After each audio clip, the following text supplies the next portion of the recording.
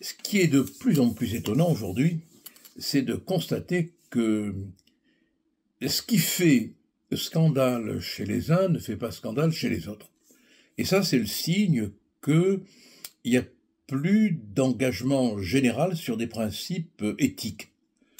Une journaliste, ou deux journalistes, je crois, de Frontières, en tout cas, ce qui est sûr, c'est que une jeune femme, journaliste au journal Frontières, courageux journal, qui a le mérite de dire ce qu'il pense de Jean-Luc Mélenchon dans un numéro, a été malmenée à l'Assemblée nationale, attention, hein, alors qu'elle est accréditée, alors qu'elle a son petit carton, hein, elle a été malmenée par des socialistes, par des communistes, par des membres de la France insoumise, parce que journaliste au journal Frontières.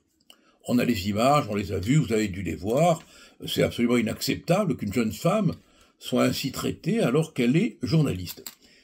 Imaginez ce qui aurait pu se passer si, à la place de cette jeune femme, journaliste au journal Frontières, il y avait eu une journaliste de Libération, de l'Humanité, ainsi traitée par des membres du Rassemblement national, par exemple. Imaginez, ça aurait été un scandale national.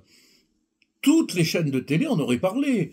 Tout le monde se serait indigné. On aurait crié à l'atteinte à la liberté d'expression, à l'atteinte à la liberté de la presse. Mais là, au su et au vu de tout le monde, une journaliste accréditée dans l'enceinte de l'Assemblée nationale est conspuée, maltraitée, bousculée par des élus qui devraient être les premiers garants de la liberté de la presse, de la liberté d'expression. Ceux-là même qui passent leur temps, du reste, à faire les Castafiores de la liberté d'expression et à se gargariser des droits de la presse.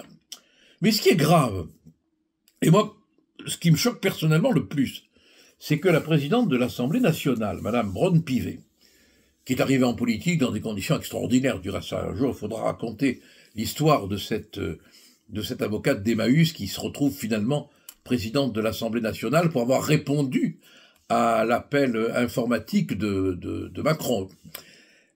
Vous croyez qu'elle va défendre la journaliste? Vous croyez qu'elle va prendre parti pour la liberté de la presse? Vous croyez qu'elle va prendre parti pour la liberté d'expression? Vous croyez qu'elle va prendre parti pour la protection d'une jeune femme qui est malmenée? Non. Elle indique qu'elle va se renseigner sur les conditions d'accréditation, de travail de cette journaliste qui appartient au journal Frontières, qui a le mérite de ne pas être dans la doxa. C'est très significatif de ce qui se passe aujourd'hui. Il n'y a plus d'entente sur les règles. Il n'y a plus d'accord sur les principes. Autrefois, on disait selon que vous serez puissant ou misérable. Aujourd'hui, il faudrait dire selon que vous serez de gauche ou pas de gauche. Si vous êtes de gauche, vous avez le privilège rose, rouge. Vous pouvez dire, faire n'importe quoi. Bien évidemment, on ne vous pourchassera pas au nom des principes. Mais si vous avez le malheur de ne pas répéter ce qu'il faut répéter, de ne pas dire ce qu'il faut dire, de ne pas mélanchoniser votre écriture, vos informations, vous êtes conspués. Et la plus haute autorité de l'Assemblée nationale, au lieu de vous défendre, eh bien vous accable et prend parti délibérément contre vous, ce qui est tout à fait inacceptable et inquiétant du point de vue de l'ensemble des principes que l'on se doit de respecter. Donc, constatons que, selon qu'on est de gauche ou qu'on ne l'est pas, la présidente de l'Assemblée nationale vous défend ou ne vous défend pas. On attend de voir comment elle va réagir définitivement. On attend, mais c'est très significatif de l'état de délabrement de l'ensemble du respect de nos principes. Il n'y a plus d'identité de respect des principes. Il y a une espèce de corporatisme des principes. Selon le corps politique auquel on appartient, on est défendu ou on ne l'est pas. Et ça présage pas des jours heureux pour le respect du droit.